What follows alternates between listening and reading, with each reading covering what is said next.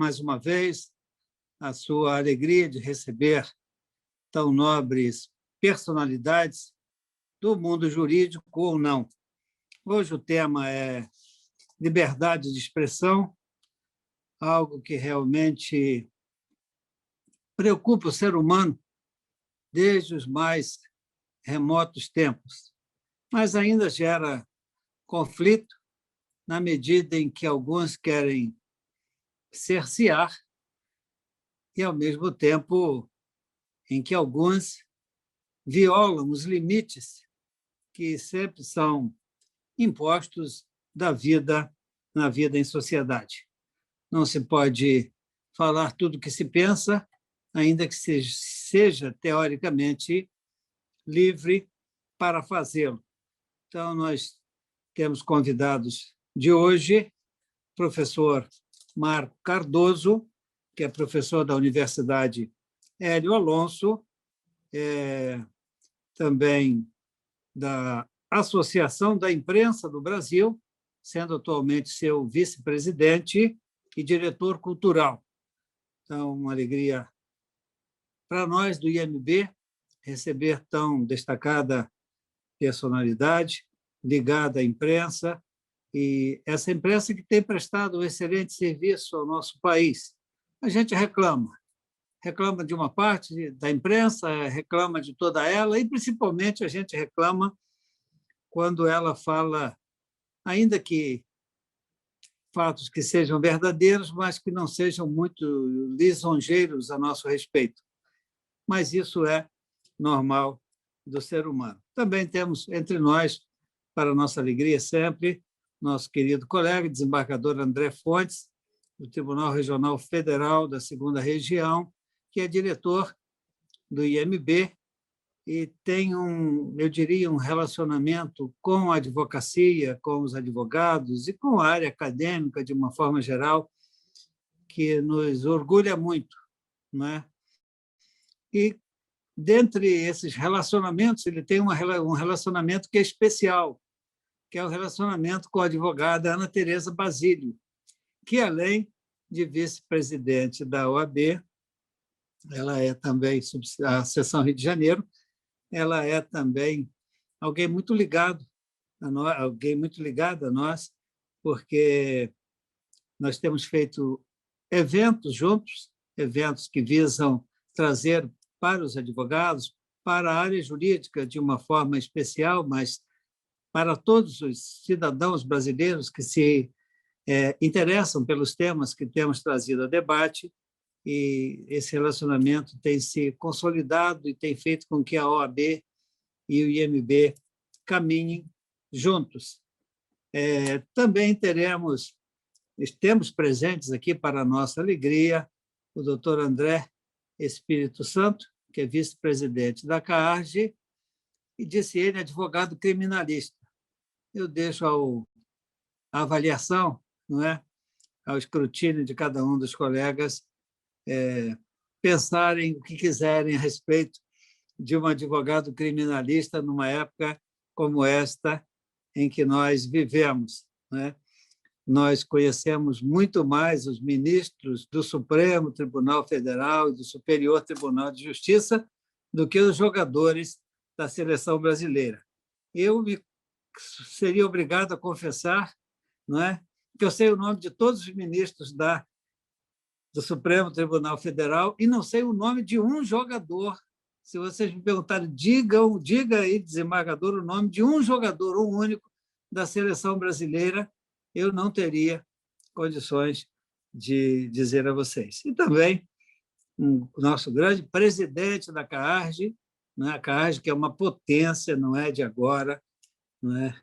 Eu já fui associado da CAARGE há alguns anos, e lá se vão anos, e que é o nosso querido doutor Ricardo Menezes. Então, sejam todos muito bem-vindos, vocês que vão participar do evento. E eu esqueci do Márcio Benedito. Márcio Benedito é que faz esse meio de campo aqui também comigo, com o IMB, e já me convidou, já estive em outro evento promovido pela AIB. Então, Márcio, também, seja muito bem-vindo a este evento do IMB.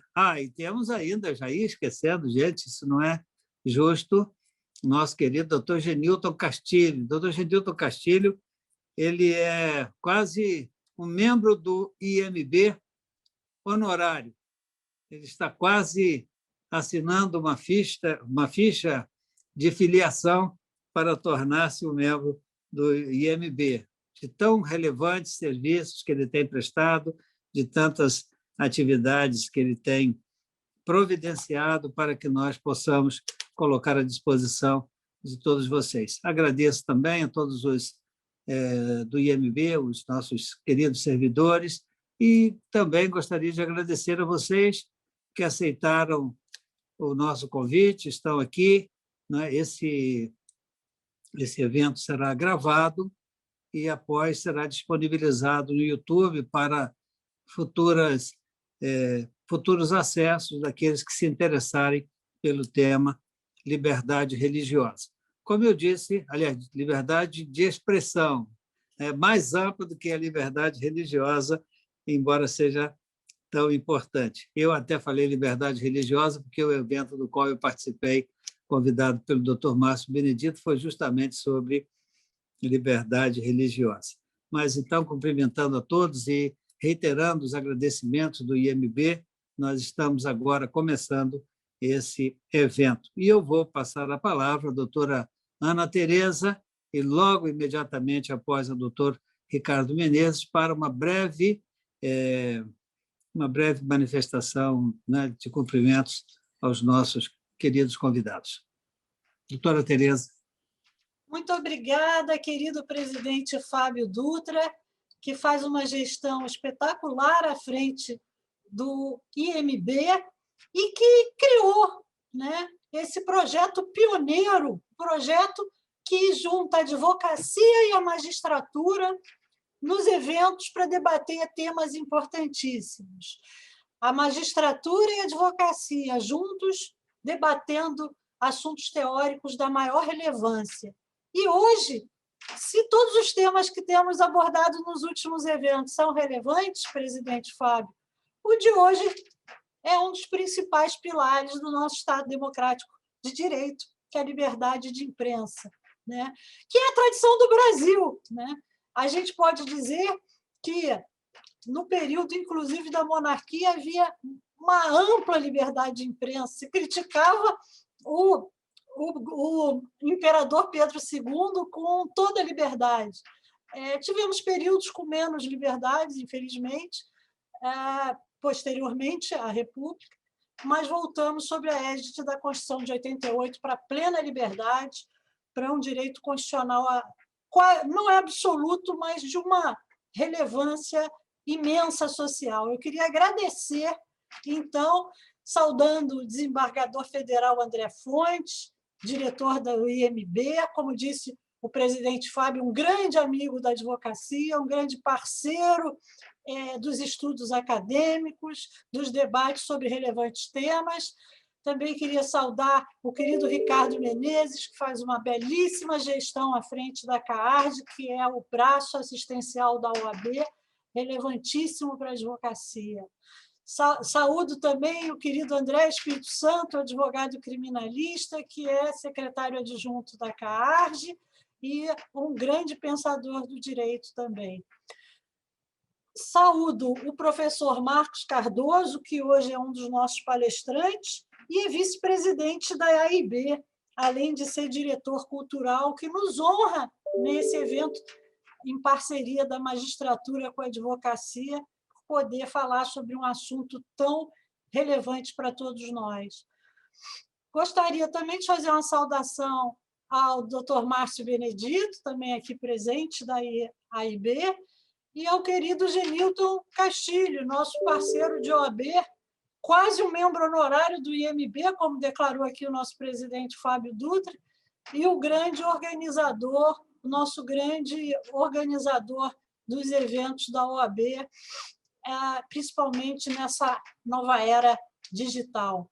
Eu vou devolver a palavra ao querido presidente Fábio Dutra agradecendo mais uma vez esse projeto fantástico, essa parceria pioneira de IMB e OAB-RJ para debates jurídicos relevantes. Presidente, não canso de elogiar a sua iniciativa e esse magnífico exemplo que a magistratura do Rio está dando, a magistratura nacional, de dividir com a advocacia debates tão relevantes. Muito obrigada, presidente. Obrigado à senhora doutora Ana Tereza. E agora nós agregamos a e B, não é? Então, nós podemos fortalecer esses vínculos também, e acredito que será importante para todos nós. O doutor Ricardo Menezes também fará uma saudação.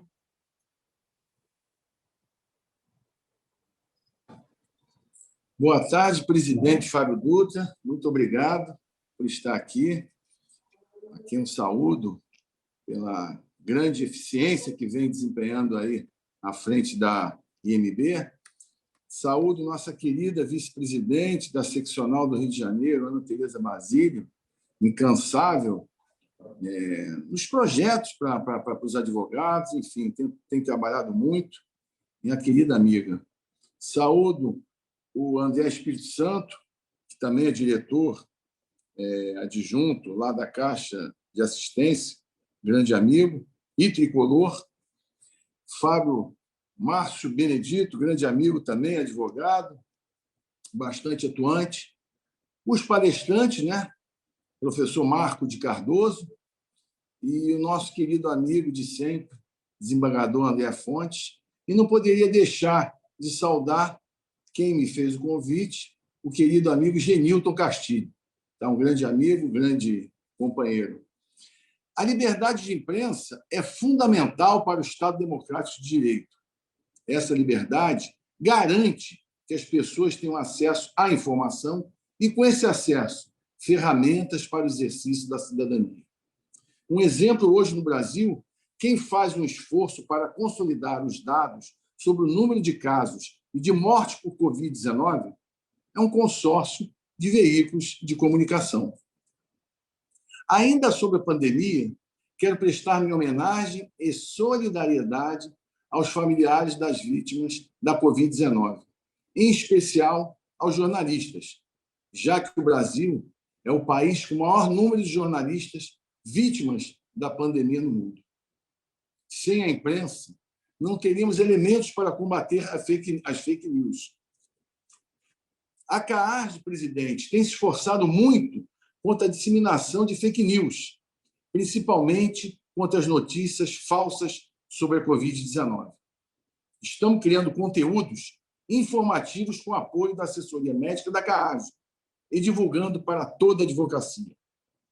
Para finalizar, em quaisquer lugares do planeta, democracia só existe e é preservada com liberdade de imprensa. Muito obrigado e um grande evento para todos. Obrigado pelo convite. Nós agradecemos, doutor Ricardo. Leve o nosso abraço também a toda a CAARD, Vossa Excelência, que é atualmente o presidente, e tenho certeza que tem muito trabalho a fazer e tem feito também, até agora, um grande trabalho. E nós vamos iniciar, então, nosso evento, propriamente dito, ouvindo a palestra do professor Marco Cardoso. Eu disse, ele é professor universitário da Faculdade da Universidade Hélio Alonso e é atualmente o vice-presidente da Associação da Imprensa do Brasil, da qual também é o diretor cultural. Com muita satisfação, professor Marco Cardoso, nós queremos ouvi-lo. Boa tarde, desembargadores Fábio Dutra e André. Boa tarde também, doutores Ricardo Menezes, André Maia, Márcio Benedito, doutora Ana Tereza. Agradeço o convite e a oportunidade de estar aqui nesse evento de tanta qualidade, organizado pelo Instituto dos Magistrados do Brasil. A Associação da Imprensa do Brasil fica honrada em poder contribuir para o debate desse tema e em parceria também com a OAB do Rio de Janeiro. Queria agradecer, então, a presença e o convite E agradecer também a presença dos senhores e senhoras que fazem parte aqui dessa seleta plateia, que nos dá a honra, numa segunda-feira, 5 da tarde, em meio a uma pandemia, estar aqui online, atenta e nos prestigiando. Bom, eu preparei uma palestra sobre o tema que se comemora hoje. Hoje é o Dia Mundial da Liberdade de Imprensa, uma data criada pela ONU, pela Unesco, para celebrar essa premissa, como já alguns dos senhores falaram antes de mim. Liberdade de imprensa é fundamental para a própria democracia, né? A primeira ação de qualquer governo autocrático ou totalitário é controlar a imprensa, né? Então, é o que eu brinco, né? Brinco num sentido figurado, porque isso também não é motivo nenhum para anedota. Mas qualquer governo que tente implantar um regime de exceção, a primeira coisa, ele acaba com a liberdade de imprensa. Então, é o que eu falo, a liberdade de imprensa acaba antes da democracia. A democracia acaba depois. Primeiro acaba a liberdade de imprensa e aí, na sequência, acabou a democracia. Porque sem uma imprensa livre, sem a liberdade de expressão dos veículos de imprensa, de comunicação, a democracia acabou de terminar, de se encerrar também. Então, nessa data, né, tão importante para os jornalistas, para os profissionais da área jurídica também, por que não, e para o público, para a opinião pública de uma forma geral, eu preparei uma palestra onde eu vou abordar o seguinte tema: violência institucional e censura contra jornalistas. Esse é o tema da minha explanação, e eu queria começar fazendo uma coisa que eu gosto muito, né? Quando eu dou aula para turmas de jornalismo, uma coisa que eu faço com eles é trabalhar o código de ética dos jornalistas brasileiros. Então, eu queria começar o nosso bate-papo hoje lendo 3 artigos do capítulo 1 do Código de Ética dos Jornalistas Brasileiros no que tange ao direito à informação. Então, capítulo 1, do direito à informação.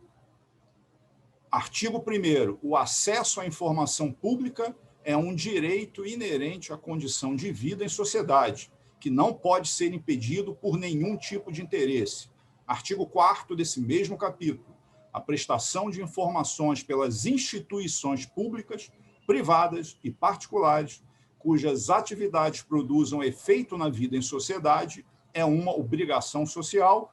E o artigo 5º, a obstrução direta ou indireta à livre divulgação da informação e a aplicação de censura ou autocensura são um delito contra a sociedade. Então, a gente percebe que nesses 3 parágrafos aqui é redundante quase os termos social, sociedade.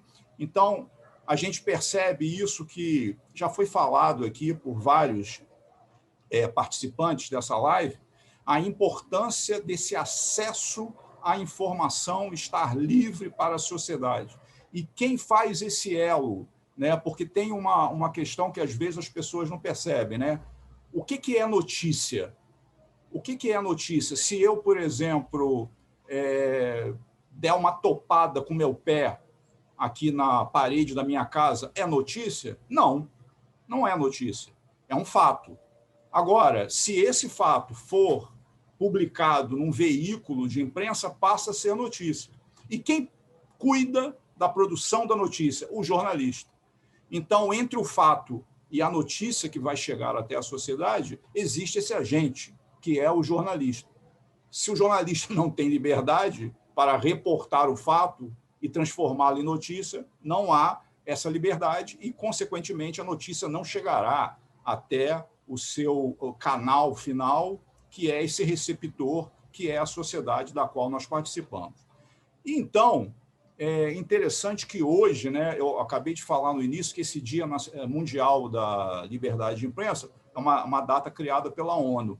Hoje, exatamente hoje, dia 3 de maio de 2021, na sua revista digital online, a revista ONU News. Quem quiser depois entra aí no Google, procura ONU News, né? Eles publicam um artigo falando sobre justamente a data, para lembrar a data. E eu pensei uma frase desse artigo publicado hoje na ONU News, que eu achei interessante, esse termo que eles usam lá, que a informação é um bem público. Vou repetir, a informação é um bem público. Ora, o que é um bem público? Eu poderia dar um exemplo aqui, por exemplo, do espaço público, né? Ruas, avenidas, praças, são espaços públicos, portanto, bens públicos, onde nós podemos trafegar livremente, caminhar, né? Nos levam, ruas, avenidas, nos levam a alguns lugares, praças são locais de reunião, onde você vai conversar, vai encontrar alguém, vai realizar um ato, uma manifestação, por algum tipo, qualquer motivo. Então, eu achei interessante uma analogia que eles fazem. A informação é um bem público, ou seja, a informação tem que estar disponível, tem que estar aberta, tem que estar absolutamente acessível à sociedade de uma forma geral. E aí me veio à cabeça uma metáfora com aquele famoso poema de Castro Alves, né? O Povo ao Poder, quando ele fala que a praça é do povo como o céu é do condor. É o antro onde a liberdade cria águias em seu calor, né? Castro Alves, poeta da fase do romantismo, da literatura brasileira, século XIX, abolicionista, morreu jovem, com 20 e poucos anos de tuberculose. Então, assim como a praça é do condor, ou seja, o céu é livre para a ave, da mesma maneira, a informação é essa praça virtual onde a sociedade vai buscar a informação, e essa informação tem que trafegar de uma forma acessível. Continuando, eu queria fazer agora, né, já que o tema é violência institucional e censura contra o jornalista, fazer uma categorização do que é violência institucional. Então, eu fui pegar uma definição da Comissão Interamericana de Direitos Humanos, que uma comissão que pertence à OEA, a Organização dos Estados Americanos, onde eles definem que violência institucional contra a imprensa seria a utilização do poder coercitivo do Estado para reprimir e inibir as expressões críticas à atuação de autoridades estatais ou sobre questões de interesse público, para impor uma visão única da realidade. E aí englobaria, né, o uso de ameaças explícitas ou veladas, perseguições, agressões, até mesmo condenações e prisões de jornalistas baseadas em legislações criadas especificamente para esse fim. E aí, ao longo dessa palestra, a gente vai voltar a esse tema. Inclusive, eu acho que é um tema que interessa muito. Devem ter muitas, além, é claro, dos outros participantes, acredito que na plateia virtual devam ter muitas pessoas da área jurídica, e esse é um tema que é muito importante, na minha opinião, o debate, porque, sob a égide de uma legislação aprovada por medidas do executivo ou em parlamentos, vários países do mundo criam leis que cerceiam a liberdade de atuação do jornalista e, consequentemente, a liberdade de imprensa, a liberdade de expressão. Mas está lá no código deles, está no código legislativo do país. Então, é uma discussão interessante, eu acho pertinente. Essas ameaças, segundo ainda essa categorização do comitê da OEA, elas podem ser feitas pelos próprios agentes públicos, né? Essas tentativas de fazer coerção junto aos jornalistas, podem ser feitas por alguns integrantes do Estado, ou podem também por pessoas de entidades particulares incitadas que tenham apoio dessas entidades públicas. E a censura? Como é que a gente poderia categorizar, né, classificar a censura dentro dessa linha? A censura, ela é considerada institucional também, como a gente falou anteriormente, quando existe dentro da legislação. Então, existe um arcabouço legal que proíbe ou impede ou limita o livre exercício da atividade jornalística. Um exemplo clássico que todos nós conhecemos bem, na época do regime militar, havia a censura prévia a veículos de imprensa, veículos de comunicação. Nada poderia ser publicado em jornais, revistas, nada poderia, nenhuma reportagem poderia ir ao ar em emissoras de rádio e TV, se não passasse antes por uma verificação de um censor, né? E, na maioria dos casos, o censor ficava na redação ali tinha lá uma mesinha, né? E ficava fazendo lá uma verificação do que ia ser publicado. É claro que a imprensa brasileira também, isso sempre, como diz a física, toda ação gera uma reação. Então, a imprensa brasileira, isso também é um fato histórico, né? É conhecido, mas é sempre bom lembrar, a imprensa conseguia, muitas vezes, burlar isso e denunciar, pelo menos, esse tipo de censura prévia, como nos casos famosos do jornal Estado de São Paulo, que entre os anos final dos anos 60 até meados dos anos 70, quando alguma matéria era censurada, eles publicavam na primeira página poesias de Castro Alves, nosso amigo que eu acabei de citar, Manuel Bandeira, Gonçalves Dias, Luiz de Camões, o autor dos Lusíadas. O Jornal da Tarde já ia de receita de bolo e doce. Quando alguma reportagem era censurada, publicava-se uma receita de um bolo ou de um doce na primeira página. E o JB, aqui do Rio de Janeiro, publicava receita de bombom. Então, isso acabou se tornando um código entre a imprensa e a opinião pública. Quando você via uma receita de bolo, e censuraram, né? Algum tipo de reportagem foi censurada pelo governo. E também uma outra forma, né, que a imprensa vai procurando formas de tentar fugir, se livrar dessas amarras. No dia 14 de dezembro de 68, é um caso famoso também, né? Um dia depois da promulgação do Ato Institucional número 5, que foi no dia 13 de dezembro, então, em 14 de dezembro de 68, o Jornal do Brasil, na sua primeira página, publica a previsão do tempo, com esse seguinte texto: temperatura sufocante, o ar está irrespirável, o país está sendo varrido por fortes ventos. Mérito ao já falecido jornalista Alberto Dines, que conseguiu, numa previsão do tempo, de uma forma camuflada, fazer um editorial sobre o AI-5, né? A temperatura está sufocante, o ar irrespirável e fortes ventos estão varrendo o país. Então, a imprensa, mesmo nesses períodos onde ela sofre esse tipo de boicote, esse tipo de cerceamento, ela sempre busca alternativas, ela sempre busca alguma forma de tentar se comunicar com o seu público. Bom, além dessa censura institucional estabelecida pelo Estado, também existe aquela censura mais velada.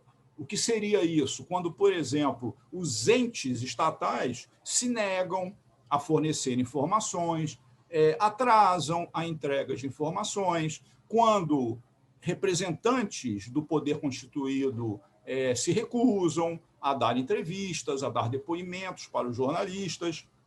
O doutor Ricardo, na apresentação dele, na fala dele, citou um exemplo que eu até ia citar também, que é o caso, ano passado, em meio à pandemia, né, já há alguns meses da pandemia de Covid assolando o mundo, o Ministério da Saúde passou a não mais fornecer dados sobre número de mortos, número de internados, e isso hoje, como o doutor Ricardo também citou, isso está a cabo de um consórcio de veículos de imprensa. Então, um consórcio de veículos de imprensa se uniu para todo dia publicar essa notícia que a gente infelizmente, todo dia assiste. 2.000 mortos, 1.500 mortos, 3.000 mortos, e etc. Porque o Ministério da Saúde, o ente estatal, ele passou a não mais fornecer essa informação. Então, isso também poderia ser considerado um tipo de censura velada, não assumida. Okay? Bom, e como já que estamos falando, né, de liberdade de imprensa, de uma forma geral, no mundo, como é que está isso hoje? Existe uma ONG que creio que todos já ouviram falar, chamada Repórteres Sem Fronteiras. Então, o Repórteres Sem Fronteiras é uma ONG mundialmente estabelecida, reconhecida. Eles têm um ranking da liberdade de imprensa no mundo. Esse ranking ele visa apurar o grau de liberdade para a atuação de jornalistas em determinados países do mundo. Eles fazem um ranking com 180 países. Qual é a metodologia? O que eles avaliam ali? O pluralismo, a independência dos meios de comunicação, o ambiente midiático, autocensura, se há uma autocensura, o quadro legislativo que rege o setor da imprensa e a transparência e a qualidade da infraestrutura que sustenta a produção dessa informação. No ranking de 2021, que já saiu, o Brasil ocupa a 111ª posição. Então, não estamos bem, né? Um ranking de 180 países, nós estamos na metade para baixo, né? Estamos abaixo dos 90, não estamos nem entre os primeiros, a primeira metade do ranking, que afere a liberdade de atuação dos jornalistas. Estamos na posição número 111, estamos lá na parte de baixo da tabela. Esse ranking coloca os países nórdicos em primeiro lugar, como os países onde a liberdade de imprensa é mais verificada e aceita. E, então, Noruega, Suécia, Finlândia, Dinamarca são os 4 primeiros. E, em quinto lugar, está a Costa Rica, quer dizer, um país latino-americano, aqui da América Central, a Costa Rica. Ou seja, é possível, né, aqui no trópico, a gente conseguir ter uma liberdade de imprensa também de qualidade. O Brasil está atrás de países como Timor-Leste, Kosovo, Paraguai, Bolívia, Haiti, Hungria e o Quirguistão. Então, vocês vejam, um país como o Haiti, devastado por terremotos, fome, golpes, países em guerra como Kosovo, Quirguistão e etc., estão à frente do Brasil nesse ranking aí. E os últimos colocados, que a gente vai falar um pouco disso também. Então, os últimos colocados, você tem Cuba, Irã, Vietnã, China, Turcomenistão, Coreia do Norte e Eritreia ocupa a última posição. A Eritreia é interessante, que é um país que tem um presidente que está lá desde 93, né, já são mais de 30 anos no poder, e onde a Eritreia ficou em último lugar, porque é um país que simplesmente proíbe mídia estrangeira e jornais independentes. Não entram lá. Não pode entrar. Você não pode acessar o site da CNN, o site da TV Bandeirante, da Record, nada. Você não consegue, né? E jornal independente, então, nenhuma chance. E 7 jornalistas hoje estão presos lá na Eritreia. E o Repórter Sem Fronteiras traz também um dado interessante, né? Hoje, no mundo, estamos falando aqui, nesse momento que estamos aqui nessa live, 400 jornalistas estão presos em todo o mundo. Estão presos simplesmente por serem jornalistas. O motivo da prisão é a profissão deles, exercerem o trabalho de jornalista. Os países que mais prendem jornalistas são China, Arábia Saudita, Egito, Vietnã e Síria. Além desses quase 400 jornalistas presos, nós temos 54 jornalistas sequestrados, né, em países como Síria, Iraque e Iêmen, e 4 desaparecidos no Iraque, no Congo, em Moçambique e no Peru. E o país que mais prende jornalistas hoje no mundo é a China. São 117 jornalistas presos lá naquele país do Oriente. E aí, seguindo nessa linha, né, fazer uma análise um pouco mais profunda sobre isso, existe um relatório de uma outra ONG, uma ONG americana chamada Comitê para a Proteção dos Jornalistas. É uma ONG um pouco na linha do Repórteres Sem Fronteiras, que faz um estudo sobre o trabalho ou a atuação dos jornalistas pelo mundo. Essa ONG tem sede em Nova York, e ela fez assim uma análise sobre países onde a situação do jornalista é muito precária para atuar. Então, por exemplo, né, uns dados interessantes que eu queria passar para os senhores e para as senhoras. No Camboja, em 2019, um jornalista foi preso porque falou mal do rei. Olha só, no Camboja, falar mal do rei da prisão. E ele falou isso no Facebook, não foi nem num veículo de imprensa. né, na página dele do Facebook, falou mal do rei e vai para a prisão. No Camboja, ainda estamos pré-Revolução Francesa, né, parece. Estamos no absolutismo ali. Outros 2 jornalistas, também no Camboja, foram condenados a 15 anos de prisão por espionagem. 2 jornalistas da rádio Free Asia, né, Ásia Livre. Por que eles foram condenados a 15 anos de prisão? Porque eles fizeram uma reportagem considerada crítica ao governo do Camboja, e essa reportagem foi publicada num veículo de imprensa nos Estados Unidos. Então, eles foram encarcerados 15 anos por espionagem, porque fizeram uma reportagem considerada crítica. Em países, né, como Tanzânia, Rússia e Vietnã, voltando àquele ponto que eu falei lá no início, existe uma forte legislação de controle dos meios de comunicação. Acredito que a maioria aqui, ou todos, devam se lembrar, ano passado a Rússia tentou tirar do ar o Google, porque o Google teria publicado lá uma notícia falando sobre subnotificação de casos de Covid na Rússia.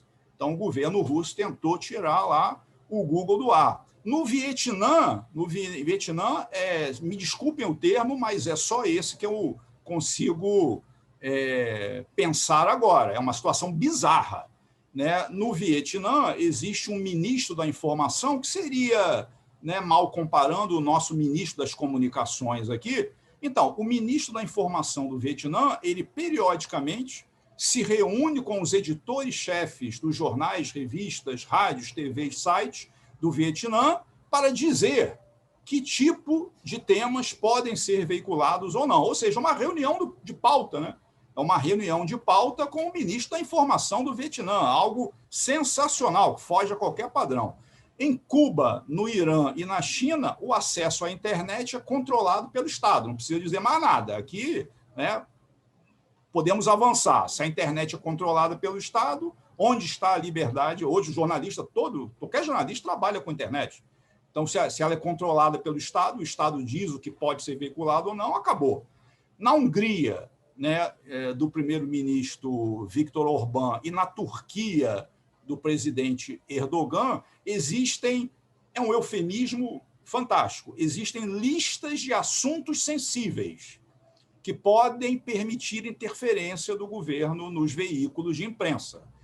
Esses casos da Hungria e da Turquia, eles geram um debate muito grande, porque são governos eleitos pelo voto e que estão, segundo analistas, né, segundo muitos analistas políticos, estão seguindo um caminho de tentar coibir liberdades individuais, entre elas a liberdade de imprensa, né? Dentro daquela premissa que eu falei anteriormente, de você criar lei, né? Então, não, é o nosso Estado de Direito. Nosso Estado de Direito diz que a lei aqui é assim, esse tema aqui é sensível, esse tema a lei considera que é de segurança nacional e você não pode publicar essa temática. É um debate interessante. Na Rússia também é um pouco assim, né? Para não dizer muito. E aí, no Laos, que é um país do Sudeste Asiático, existe lá o Partido Popular Revolucionário, de tendência marxista, 46 anos no poder, e lá, simplesmente, eles resolveram a coisa de uma forma muito objetiva, né? Crítica ao governo na imprensa é proibido. Simples assim. Você não pode, né? Você pode ter jornal, rádio, TV, site, blog, mas crítica ao governo é proibida. Se você publicar uma crítica ao governo, o xadrez o espera. E, para finalizar essa nossa tour pelo mundo, né, da anti-liberdade de imprensa, a Arábia Saudita. A Arábia Saudita, que tentou proibir também, né, assim como a Rússia tentou proibir o Google, chegou a tentar proibir aquela rede de networking, né, de notícias via TV, a Al Jazeera, tentou proibir a Al Jazeera de atuar na Arábia Saudita, porque também teriam feito reportagens críticas ao governo lá da família Saúde, ok? E na Arábia Saudita todo mundo se lembra do caso brutal daquele jornalista Jamal Khashoggi, né? o Jamal foi atraído para uma armadilha, ele morava na Turquia, era um dissidente, falava mal lá, atacava o governo da Arábia Saudita. Ele foi atraído para uma armadilha no consulado da Arábia Saudita na Turquia e foi morto de forma brutal, torturado, assassinado e depois foi esquartejado lá pela polícia política do governo da Arábia Saudita. Para finalizar, né, a ONG, né, pegando esse caso do Jamal, já entrando aqui na reta final da minha explanação, a ONG Repórteres Sem Fronteiras, segundo dados da ONG, em 2020 foram 50 jornalistas assassinados no mundo inteiro. Foram assassinados por serem jornalistas. E no Brasil? E a situação aqui no Brasil? Bom, tem um relatório da ABERT, da Associação Brasileira de Emissoras de Rádio e TV, um relatório publicado ano passado, sobre o ano de 2020, que mostra, que revela que aumentou no ano passado quase 168% o número de casos de violência contra jornalistas. É o que eles chamam de violência não letal, que seriam ofensas verbais, intimidações, cerceamentos e agressões. Houve um assassinato de um jornalista ano passado, o Léo Veras, é um jornalista do site Ponta Porã News, mas ele não foi morto no Brasil. Ele foi morto no Paraguai, na cidade de Pedro Juan Caballero. Mas ele foi assassinado por ser jornalista. Ele era um jornalista investigativo, ele publicava uma série de reportagens sobre o tráfico de drogas ali na fronteira do Brasil com o Paraguai, e numa ida à cidade de Pedro Juan Caballero foi dizimado com uma rajada de tiros. Mas ele só não entra nessa estatística do Brasil porque ele não estava no Brasil quando foi morto, mas ele é um jornalista brasileiro que foi assassinado por ser jornalista, por estar fazendo uma reportagem. Também subiu, segundo esse relatório da ABERT, subiu 638% o número de ofensas a jornalistas, né? Então, isso, nesse caso aí, o Centro-Oeste foi a área mais atingida.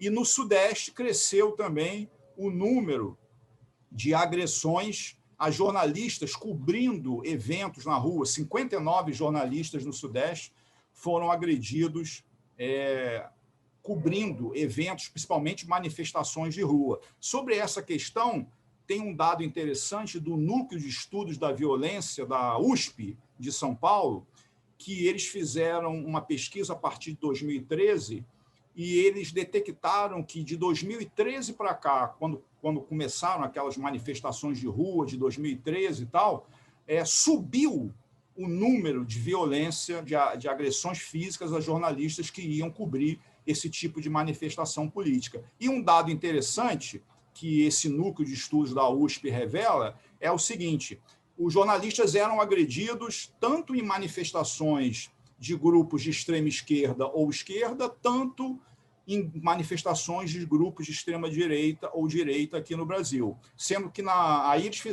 perguntaram às pessoas, né, que estavam na manifestação por que nas manifestações de esquerda consideravam a imprensa golpista, nas manifestações de direita consideravam a imprensa mentirosa. Então você vê que a tentativa de agredir jornalista, de cercear o trabalho da imprensa, ela permeia todas as matizes ideológicas, não é privilégio de ninguém. Bom, e para finalizar, eu queria ler aqui, mais uma vez, eu comecei com o Código de Ética dos Jornalistas, queria terminar mais uma vez lendo aqui um artigo do Código de Ética dos Jornalistas, no capítulo 2, um artigo 9º, onde fala dos deveres do jornalista. Então, é dever do jornalista divulgar todos os fatos que sejam de interesse público, lutar pela liberdade de pensamento e expressão e opor-se ao arbítrio, ao autoritarismo e à opressão, bem como defender os princípios expressos na Declaração Universal dos Direitos do Homem. Então, eu queria terminar a minha fala aí, de hoje, no Dia Mundial da Liberdade da Imprensa, lembrando isso, que o trabalho do jornalista é, por excelência, divulgar todo tipo de informação que interesse ao grande público, lutar pela liberdade de expressão e, ao fazer isso, ele se coloca confrontando qualquer tipo de autoritarismo, de totalitarismo. Bom, encerro por aqui minha fala, espero ter contribuído de alguma forma e agradeço aí mais uma vez a atenção de todos. Com certeza, professor, contribuiu e muito, né, trazendo esses esclarecimentos. Claro que esses assuntos eles demandam tempo. Nós precisaríamos de realmente muito tempo para discutir e aprender mais, principalmente com um profissional que vive o jornalismo, vive a imprensa de uma forma geral, é um professor, e foi a fundo pesquisando, né, esses temas e essas estatísticas que realmente devem nos preocupar. E é claro que nós queremos uma imprensa livre e nós queremos uma imprensa verdadeira.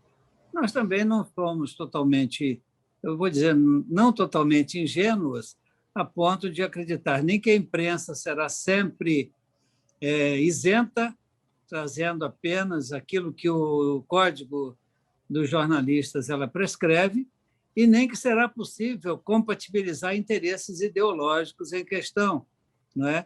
Mas é preciso que o judiciário haja, e eu vou até me permitir citar uma situação pessoal. Um determinado político fez um requerimento, aliás, foi um requerimento feito por uma emissora de televisão para liberar as informações a respeito de um determinado cidadão que exerce atividade política.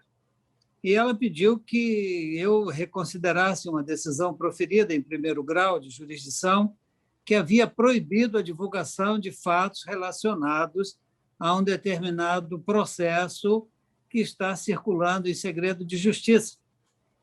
Aí, feitas a instrução necessária, né, com pedido de informações às partes, né, do contraditório que é previsto no nosso processo, a emissora, com muita pressa, foi ao Supremo numa reclamação, porque, enquanto não vinha a resposta, eu não decidia e mantive a decisão de primeiro grau. Eu costumo fazer isso, né?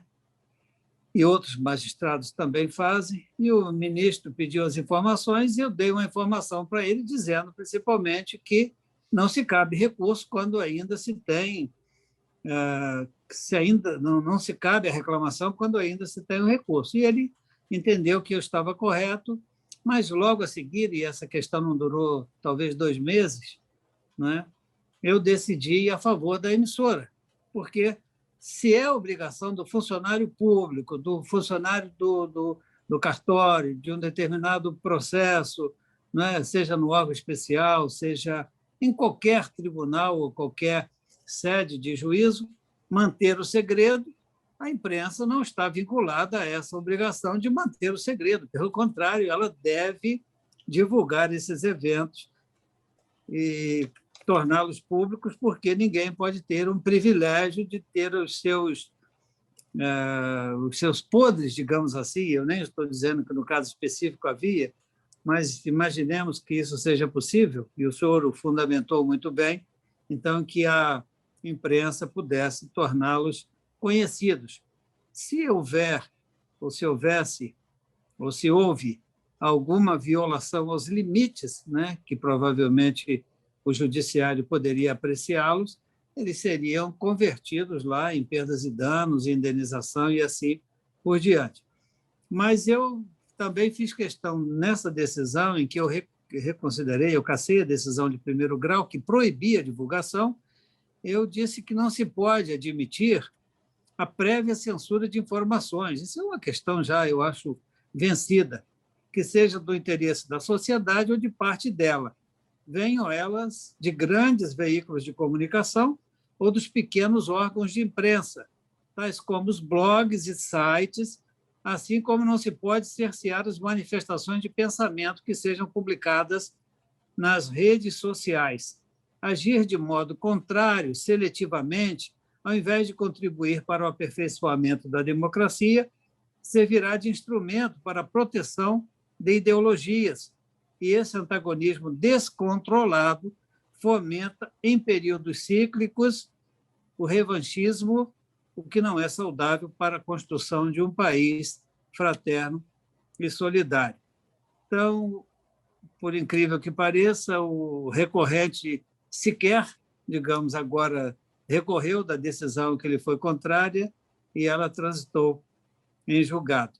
Então, eu até teria questões a indagar, mas antes eu gostaria de ouvir meu prezado colega, doutor Eduardo Fontes, né, fazendo a sua exposição. E eu acho que ainda sobrará um tempinho no final para que nós possamos ouvi-lo a respeito de temas que eu gostaria de indagá-lo. Um deles seria a censura reversa, ou seja, a censura produzida pelo próprio órgão de comunicação, selecionando aquilo que interessa ou não aos seus ouvintes. Não é? Como, digamos, o próprio Google, que achou, e esse achou, eu não tenho informações maiores, que poderia achar que determinado conteúdo está dentro ou fora de limites, não é, que ele estabelece como regra saudável ou o que o vale. Todos essas mídias sociais que hoje são mais do que uma imprensa, por maior que ela seja, eles têm uma capacidade de capilarizar a informação maior do que grandes redes de comunicação. Mas, então, eu já lhe adianto essa preocupação, não é?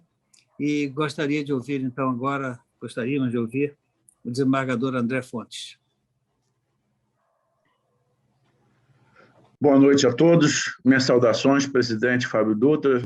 Minhas saudações, presidente em exercício aqui, a vice-presidente da Ordem dos Advogados do Brasil, seção do Rio de Janeiro, doutora Ana Tereza Basílio. Saúdo também o presidente da CAAR, doutor Ricardo Menezes, meu amigo, colega de muitos anos também. Saúdo o professor Marco Cardoso pela sua exposição muito didática. O advogado, professor conhecido, doutor André Espírito Santo, também eu saúdo. E agradeço aqui, mais uma vez, a mão forte do meu caríssimo amigo, doutor Genilton Castilho, e do assessor André Maia. Todos eles ficam saudados aqui neste momento. Eu ouvi com atenção as exposições e acredito eu que a minha impressão não é das melhores. Acredito que na história do nosso país nós nunca tivemos, de fato, uma liberdade de expressão, de opinião e, consequentemente, aquilo que é desdobramento dela, a liberdade de imprensa. Eu destacaria, talvez, a figura nobre, respeitável, do imperador Pedro II, que talvez tenha dado a maior contribuição ao país, porque ele, pessoalmente, nunca deu objeções a que a imprensa o criticasse. O governo dele, o reinado dele ele foi criticado violentamente, mas nunca reagiu. Mas não quer dizer que durante o segundo reinado não tenha havido ataques à imprensa. Mas eu destaco aqui, talvez, Pedro II como uma grande referência democrática no nosso país. Pasmem, um monarca. Mas a minha experiência, a minha compreensão o que é um direito fundamental do homem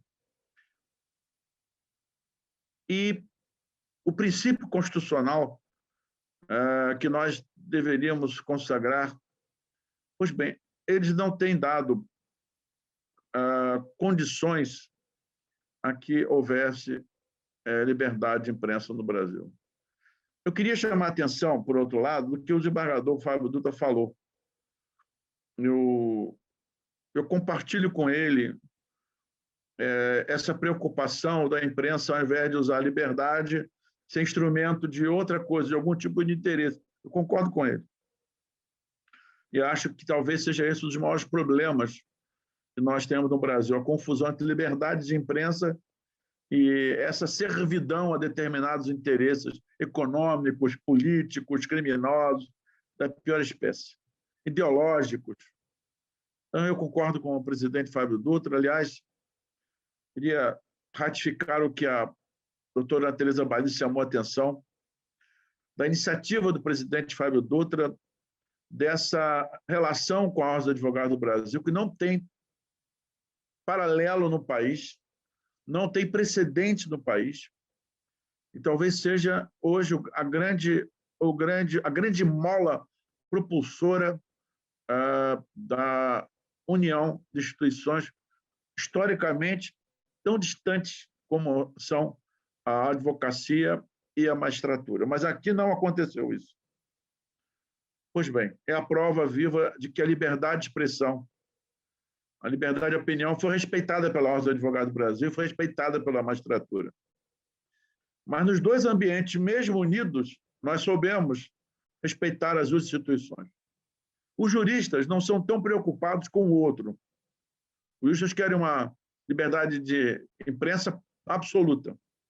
Mas os filósofos, Stuart Mill, Kant, de alguma forma tratavam o outro como uma referência, como uma preocupação que incluiria também a imprensa. Stuart Mill é expresso nesse sentido.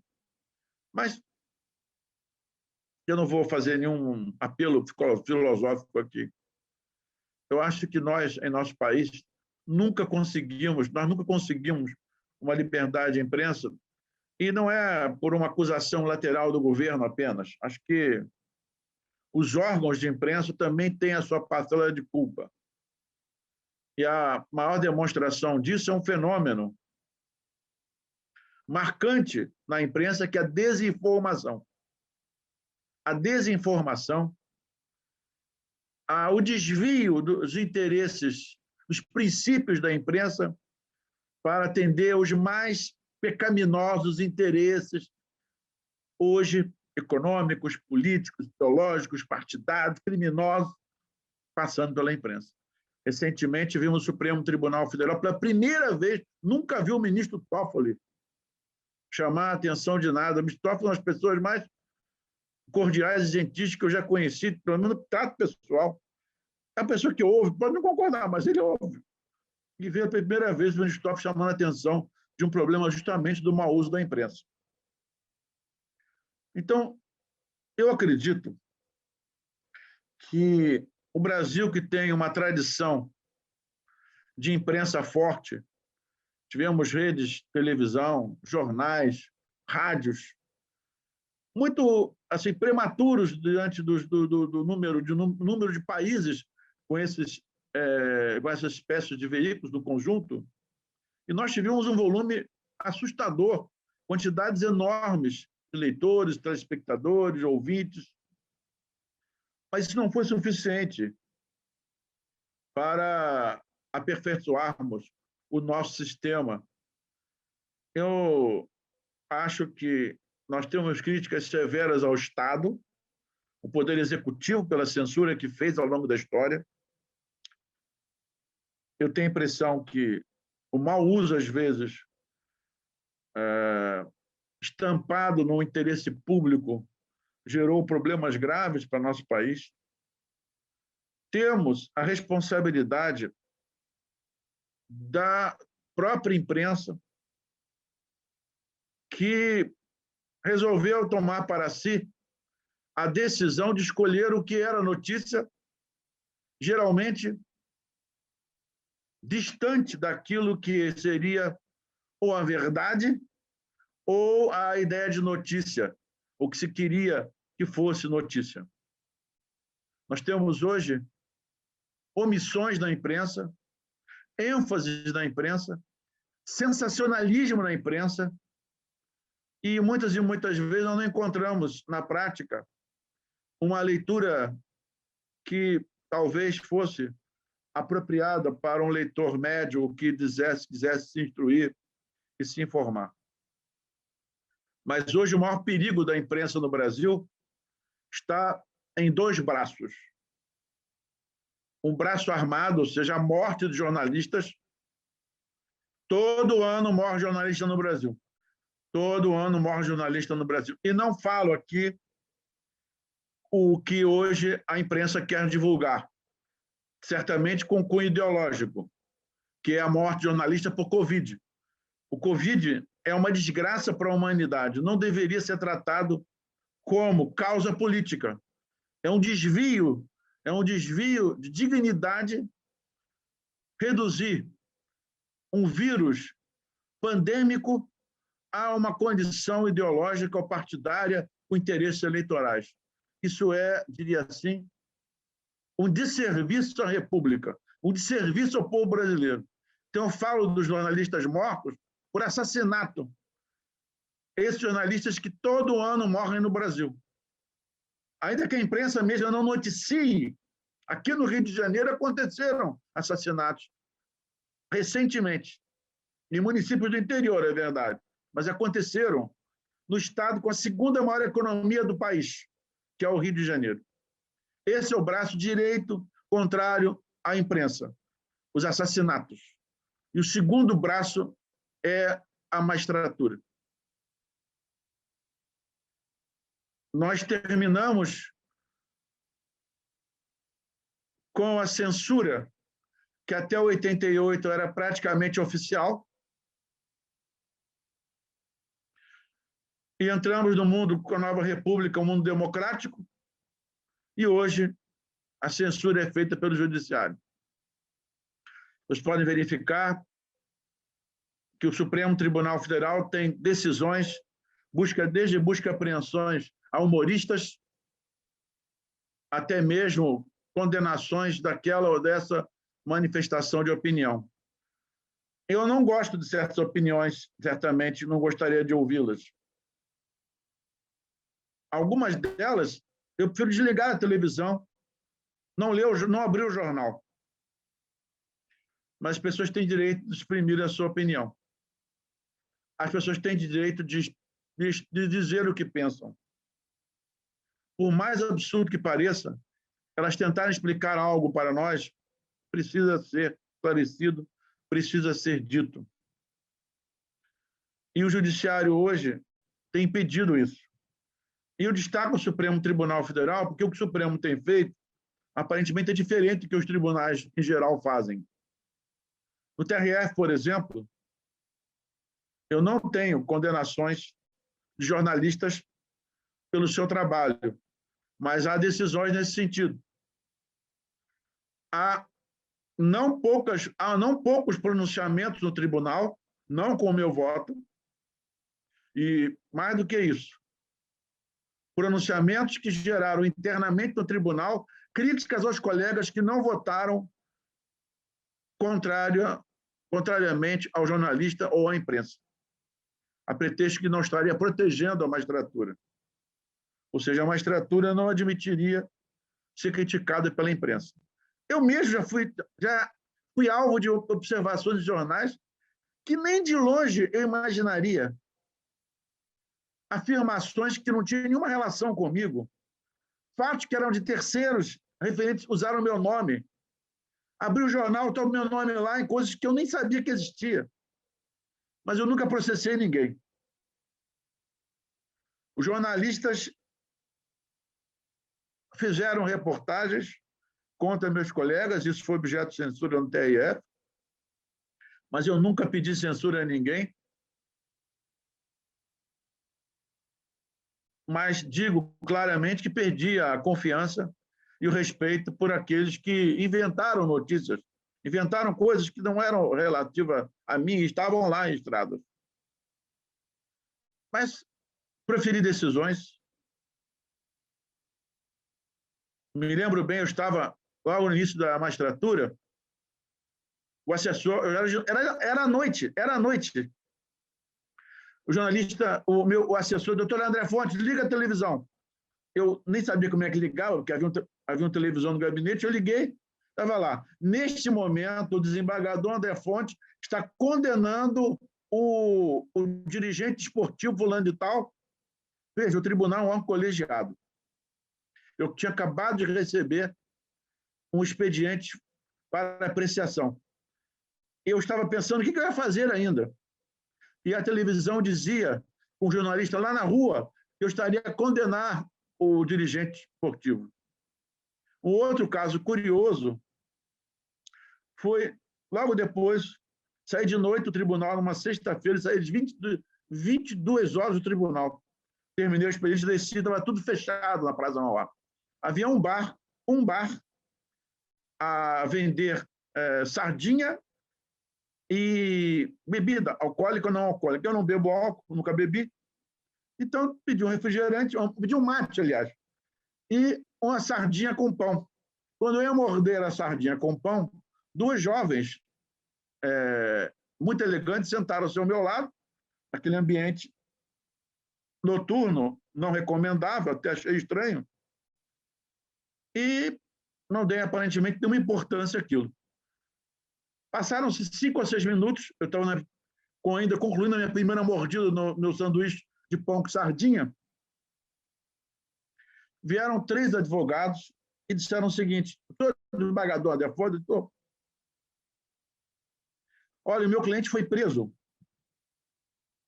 Confundiram o meu cliente com o narcotraficante internacional. O que é seu cliente? Fulano de tal, que era o dono de umas casas noturnas no Rio de Janeiro. Esse meu cliente foi condenado por sonegação fiscal. Todo mundo sabe disso, está em todos os jornais. E o mandado diz que ele era um narcotraficante internacional no lugar do fulano de tal. Aí eu comecei a ler aquilo na rua, numa mesinha na rua. E eu percebi que até a polícia não era federal. Ou seja, alguma coisa ali estava errada. Eu comecei a ler, pedi um pedaço de papel daqueles que embrulham comida, comecei a redigir ali, liguei para o delegado na oportunidade, liguei para o Ministério Público, não havia ninguém lá, não havia ninguém. A perguntar se aquilo era verdade, não havia ninguém no Ministério Público. E aí, o que aconteceu? Pedi ao delegado, faz o seguinte, achei algum erro aqui. Liguei para o delegado, achei algum erro aqui. Essa pessoa que está presa aí, eu acho que ele não é um narcotraficante internacional, nós estamos a discutir.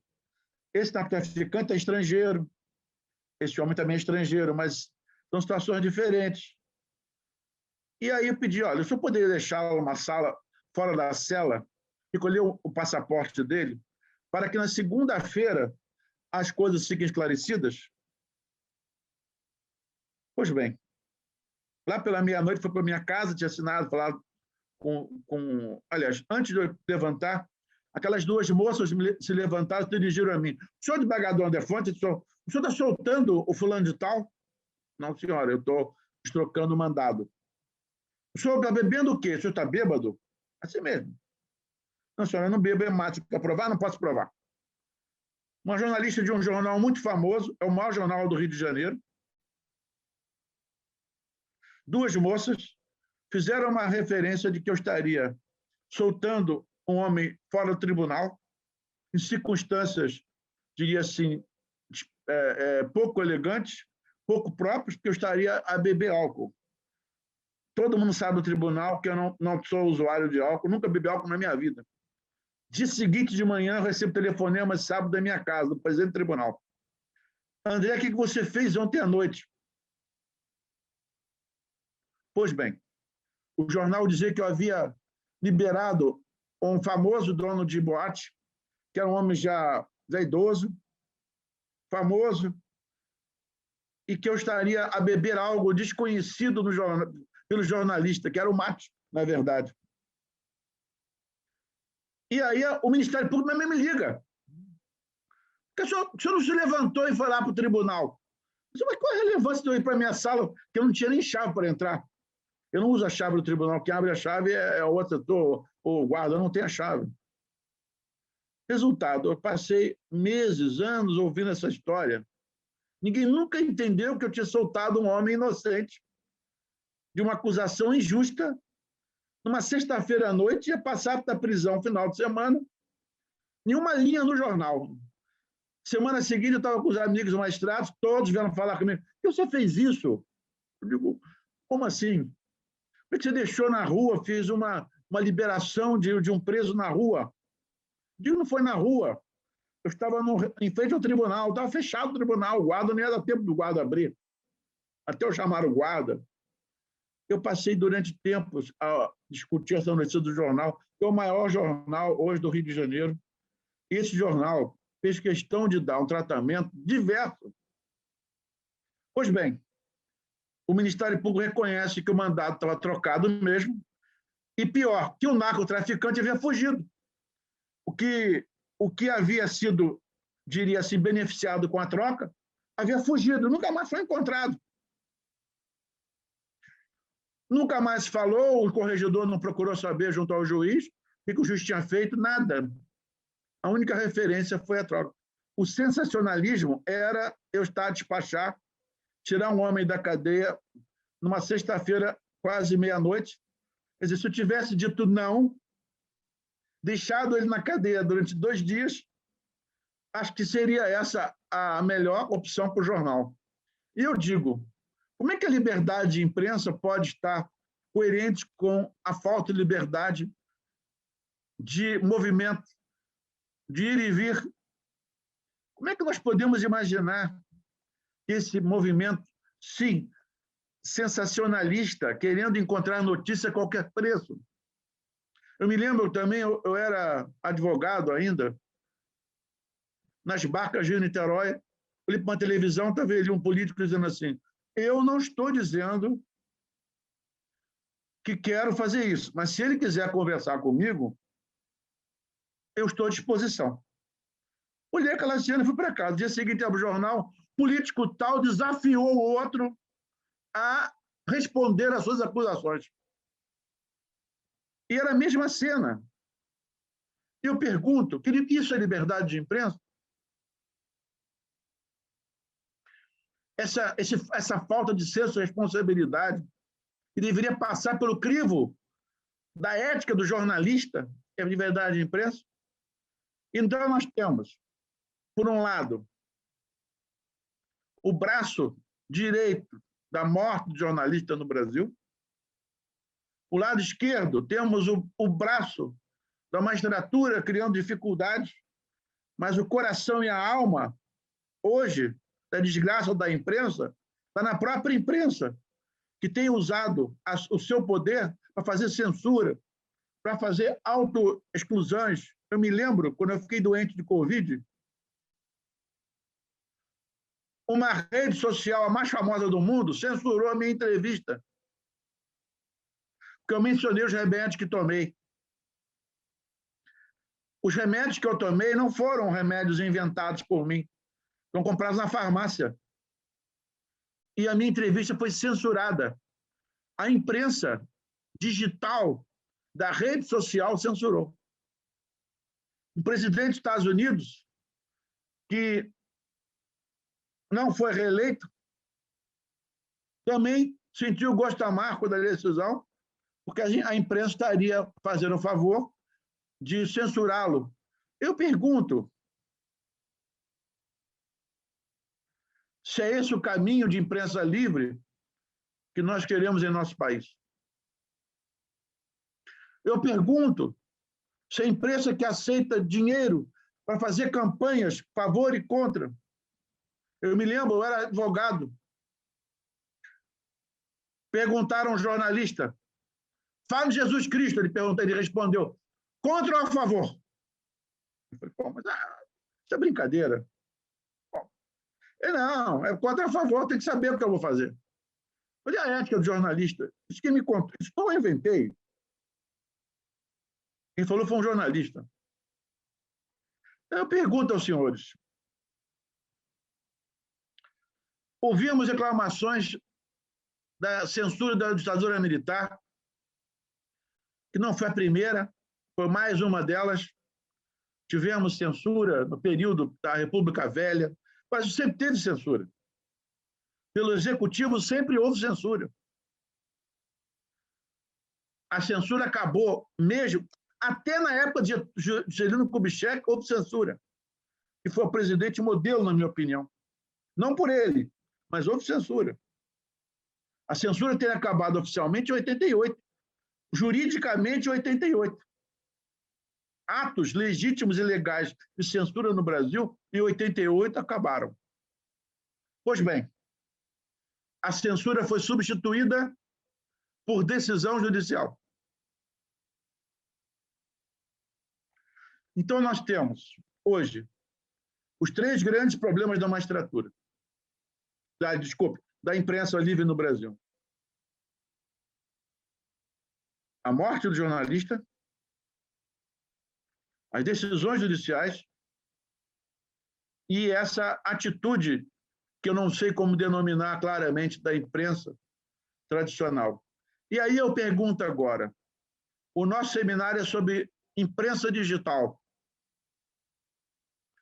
E qual é o presente que a imprensa digital nos dá atualmente? Desinformação. Que com o governo Trump passou a divulgar a expressão em inglês fake news. Mas o nome técnico é desinformação. Onde está a autocensura da imprensa? A imprensa que fez dinheiro com acusações falsas. Ué, vocês têm dúvida? Algumas redes cresceram, outras não. Quem escolheu certo e quem escolheu errado? Quem prestigiou, quem não prestigiou? Quem prestigiou determinadas autoridades teve crescimento. Quem não prestigiou não teve crescimento. Fora as acusações que chegam no processo, que eu tenho por proibição legal de revelar, de atitudes pouco elegantes de jornalistas, está em processo isso, eu não tenho como falar isso, mas essas questões é que pairam no nosso sistema brasileiro. O resultado prático é o uso indiscriminado de imprensa estrangeira. E com a divulgação do idioma inglês, e também o francês, o alemão, o espanhol, é muito mais correto hoje buscar informações na imprensa estrangeira, até na imprensa portuguesa, distante do nosso país, por um oceano inteiro, que aqui no Brasil. É a autodestruição da imprensa. A maior inimiga da imprensa é a própria imprensa. Se a imprensa não se livrar dos seus vícios, das suas mazelas, ela não conseguirá se impor. O direito, ele sim se impõe como um sistema de limites, mas a imprensa tem o seu dever íncito, essencial, de fazer com que ela, imprensa, se autorrespeite, tenha a sua respeitabilidade garantida, porque se ela não se respeitar, ninguém a respeitará. Hoje, quando recebemos uma notícia de jornal, não sabemos se é verdadeira. Temos que conferir.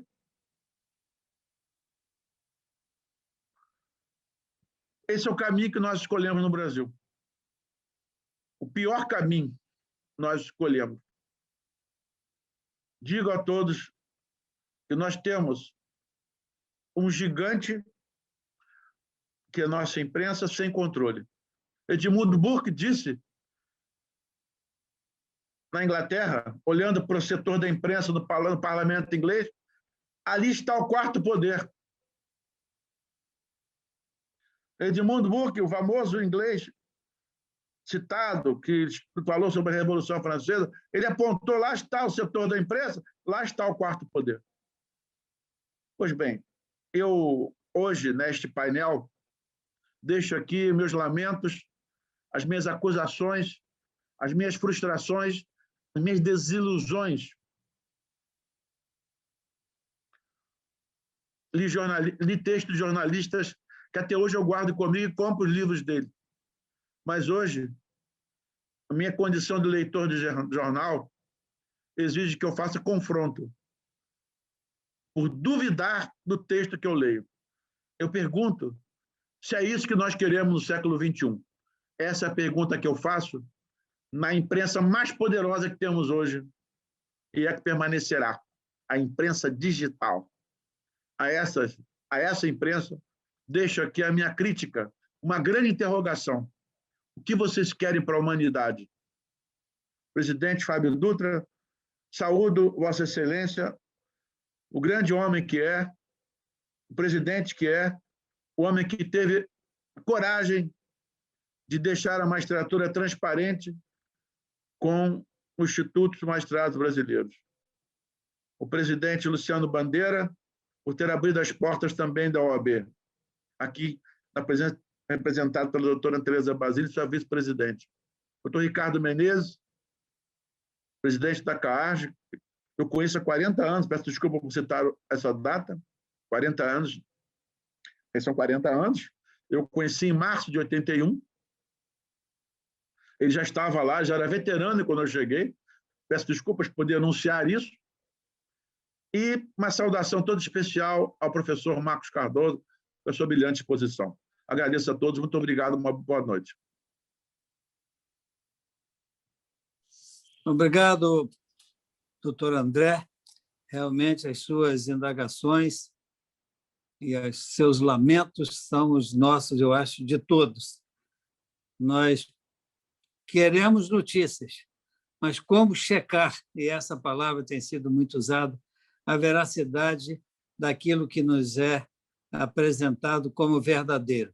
Se, às vezes, duas versões são absolutamente conflitantes entre si, né? Como receber notícias que correspondam tanto quanto possível aos fatos, né? Visto que o professor Marco Cardoso já abriu a sua exposição falando do fato e da notícia, como fazer essa confrontação e tomar uma posição. Eu vou citar 4 palavras aqui e vou botar 2 para cada lado, tá bom? Aliás, cada um que vai ouvir já vai saber a que elas se referem. Vagabundo, corrupto, genocida, assassino. Então, dividam 2 aí para cada lado e vamos nos perguntar se nós estamos vulgarizando o vernáculo. Porque, se de um lado nós temos a chamada liberdade de expressão, do outro lado nós ainda temos a dignidade da pessoa humana, o sentimento que a pessoa traz de respeito a si mesma e de direito de ter esse respeito no ambiente em que vive, na sociedade em que transita, em que faz negócios, em que se posiciona. Não estou me referindo a uma pessoa, estou me referindo a grupos que usam essas expressões, e essas são simbólicas. Além dessas, existem milhares. Né? Tanto que nós tivemos recentemente um inquérito, não sei se é o próprio inquérito que chamam de inquérito do fim do mundo, mas o inquérito que veio a ser instaurado e veio a causar a prisão de um jornalista, e hoje ele ainda estaria de tornozeleira e, de certa forma, somente pode dar entrevistas, inclusive, se for autorizado pelo órgão que preside o inquérito. Não é? Os senhores sabem do que eu estou falando.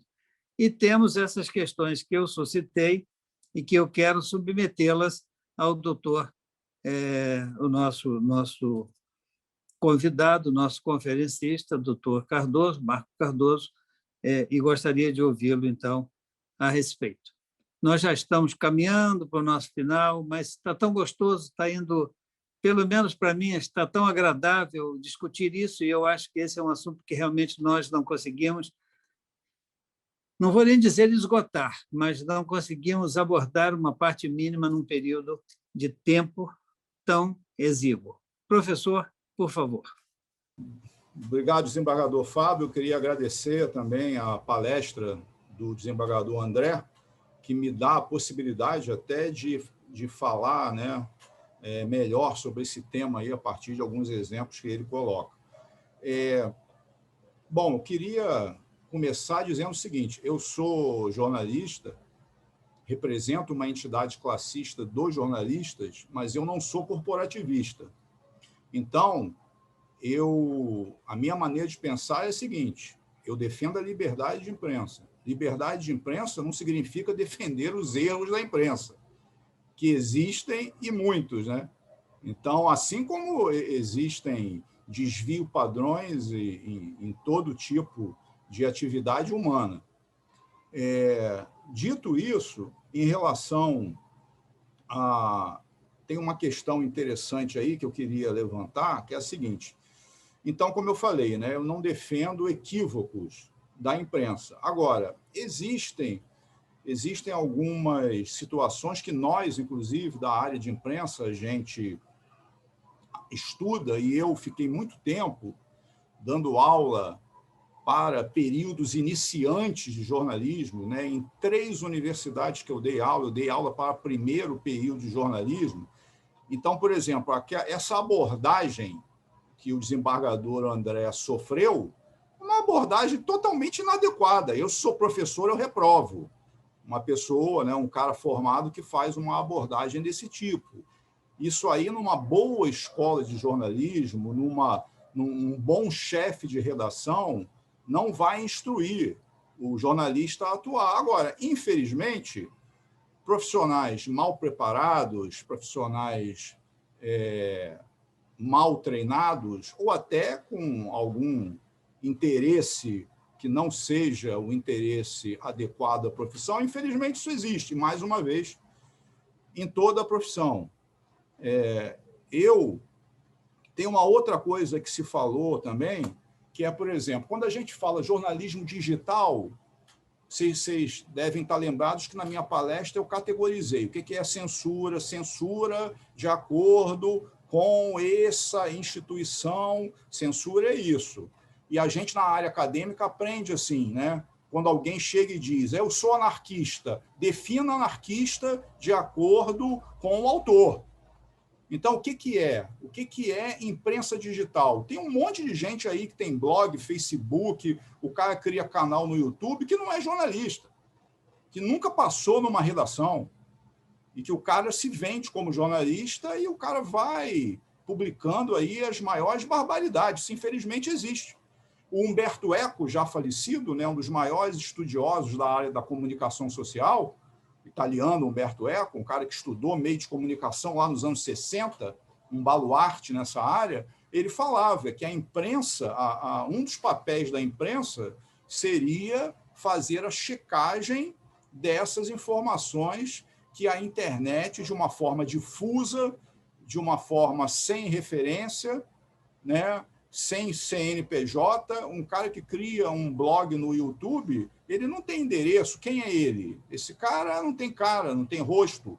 O jornal O Globo tem, o SBT tem, a CNN tem, o The Washington Post tem, a Al Jazeera tem CNPJ, tem endereço, e tem gente que responde. Se cometerem equívocos, que sejam processados, que tenham que fazer lá, como já tem casos famosos na história da imprensa brasileira, do direito de resposta, né? De ter que publicar, ter que ler editorial em relação a uma notícia veiculada de forma indevida.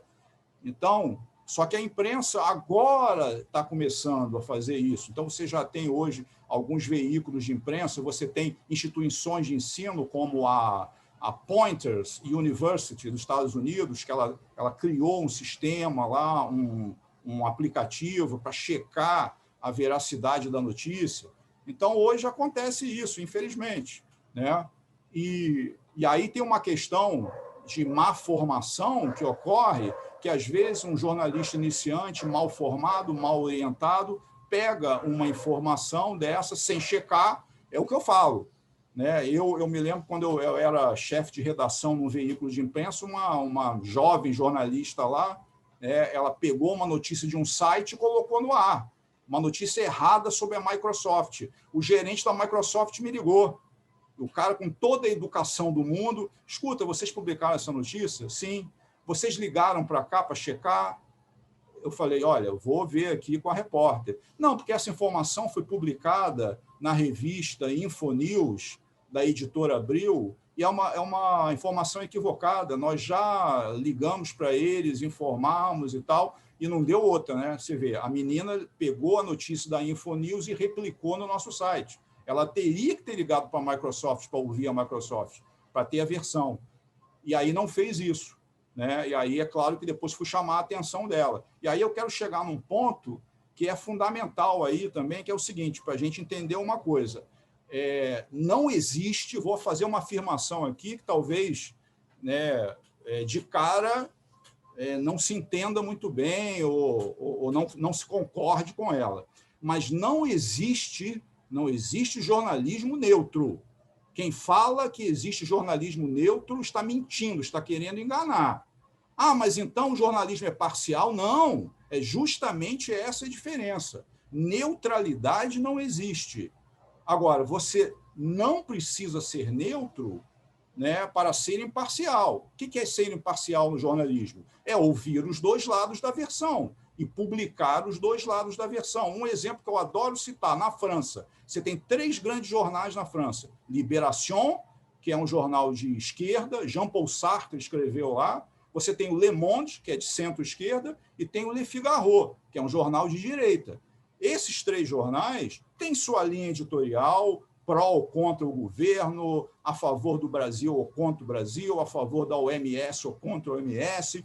Tem no Libération, são articulistas que seguem aquela linha editorial, que vão escrever. No Le Figaro é outra linha política, editorial, né?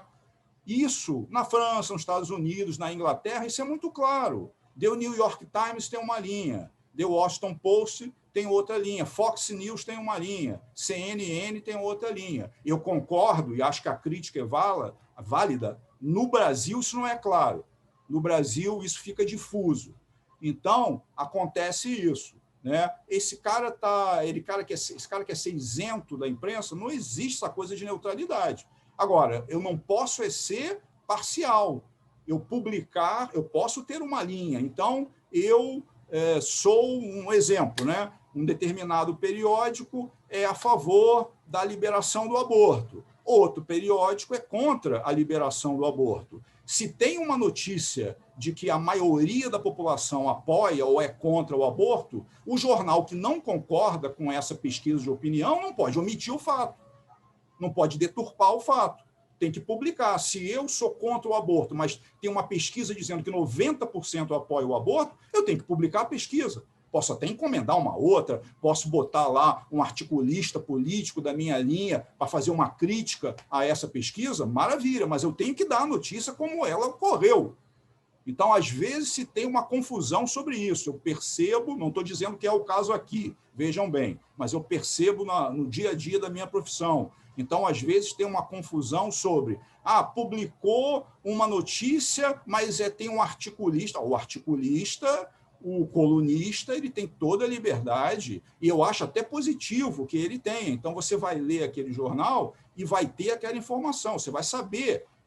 A linha editorial é livre. A linha editorial é livre. Não pode você, pela sua linha editorial, deturpar a informação, omitir informação, esconder informação. Agora, a imprensa erra? Erra. Eu cito em sala de aula vários casos aí históricos de erro da imprensa. Aquele famoso caso do ministro Alceni Guerra, todo mundo deve se lembrar, que ele foi dizimado, pulverizado pela imprensa na época do impeachment do presidente Collor, né, acusado de todo tipo de corrupção. O Ministério Público não achou nada. Ele foi todas as instâncias da justiça o inocentaram. Alceni Guerra hoje é prefeito de Pato Branco, no Paraná, mas a carreira dele política, em nível nacional, foi desintegrada. O famoso caso da escola base, né, também, que os donos da escola, os professores, tiveram que fugir para não serem linchados, porque surgiu uma denúncia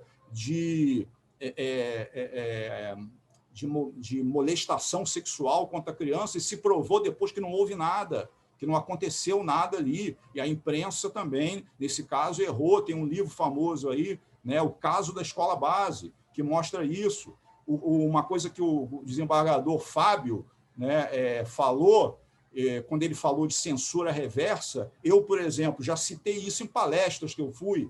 Tem um caso que me chamou muito a atenção. Em 2019, o atual ministro da Ciência e Tecnologia, é o astronauta Marcos Pontes, ele fez lá e lançou um projeto que ele, usando um satélite que o Brasil tem acesso, ele colocou internet por satélite em 2.000 escolas do Norte e Nordeste, atendendo 700 mil crianças. 700 mil crianças no Norte e Nordeste, população mais carente, população com menos acesso à internet. Então, ele colocou internet gratuita, isso em 2019. Pois bem, essa notícia, ela só foi divulgada por um veículo de grande imprensa, a revista Isto É. A revista Isto É, eu faço questão de colocar o exemplo, porque é digno de nota, A revista Isto É foi o único veículo da grande imprensa que noticiou. E aí você vai me dizer que isso não é pauta?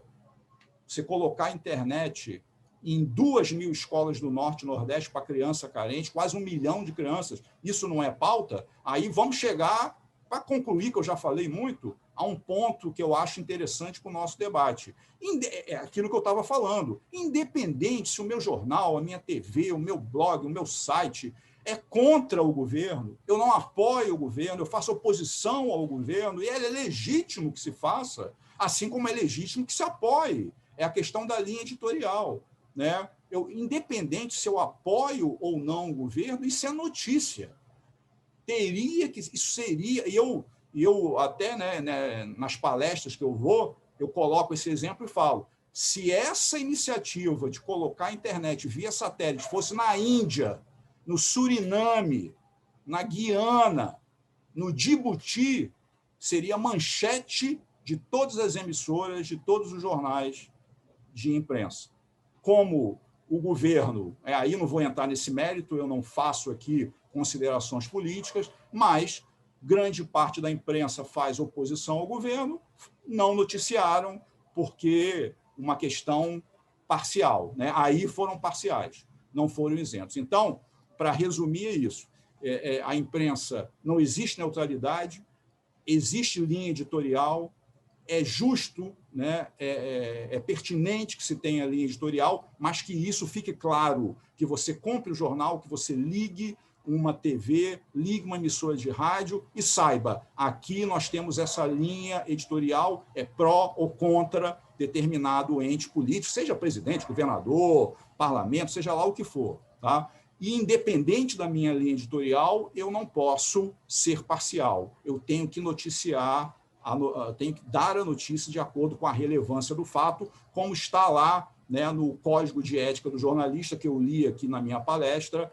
Dever do jornalista noticiar todo fato de interesse público. Tá bom?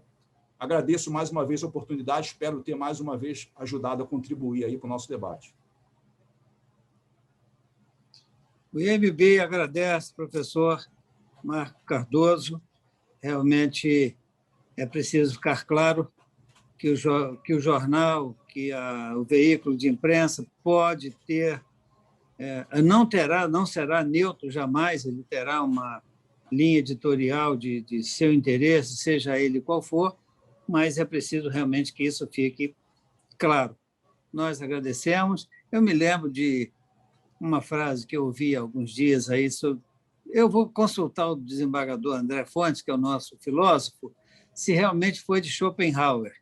Ele disse que o que Paulo me fala de Pedro me diz mais de Paulo do que do próprio Pedro. Então, às vezes, você desiste de um determinado veículo de comunicação porque você não vê imparcialidade. Não é? Você pode até admitir que não haja neutralidade, mas você não vê imparcialidade, e quando você não vê imparcialidade, é melhor que você se afaste. Isso descredencia a empresa, isso descredencia a imprensa, e isso desqualifica um veículo de comunicação que, afinal de contas, se é o quarto poder, e realmente ela pode causar muitos danos à imagem de uma pessoa, à imagem de uma instituição, à imagem, né, como citado aí, da escola, né, da escola de base, ou de uma pessoa como o ministro Alcenir Guerra, ela deve ser não só insensada, como algo muito útil, mas também não acompanhada, né, cuidada e verificada aquilo que ela produz para que a cada dia aquilo que ela produz possa ser mais e mais consumido como algo realmente representativo da verdade. Agradeço, professor Marco, agradeço, desembargador André Fontes, agradeço, doutora Ana Basílio, muito bom tê-los conosco, nosso amigo do André aí há mais de 40 anos, né, o nosso presidente da CAARG, grande abraço.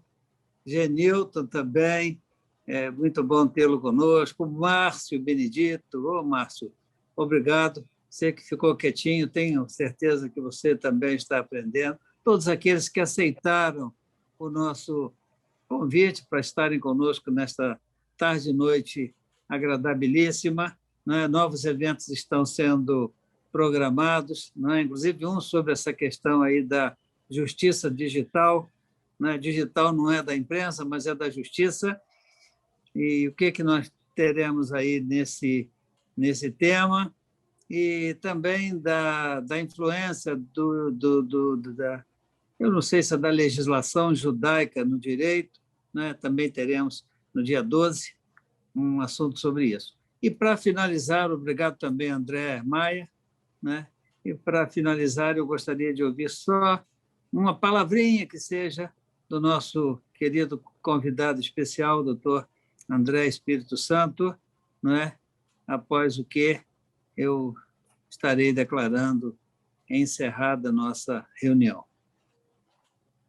Desembargador, muito obrigado pelo gentil convite. Eu peço licença a cumprimentar, pelo adiantar da hora, a todos, na pessoa da doutora Ana Tereza Basílio.